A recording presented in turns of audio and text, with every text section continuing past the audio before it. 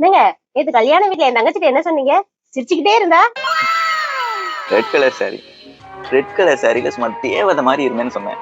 அதான். என்ன சொன்னீங்க? ரெட் கலர் சாரில தேவதை மாதிரி இருந்தேன்னு சொன்னேன். ஓகே.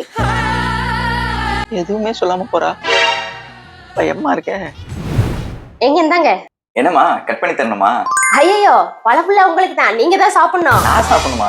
ஏய் இவ்வளவு பழத்தை நான் எப்படி சாப்பிட முடியும்? ஏன்னா உங்களுக்கு ரெட் கலர் ரொம்ப பிடிக்கும்ல, நீங்க தான் சாப்பிடணும்.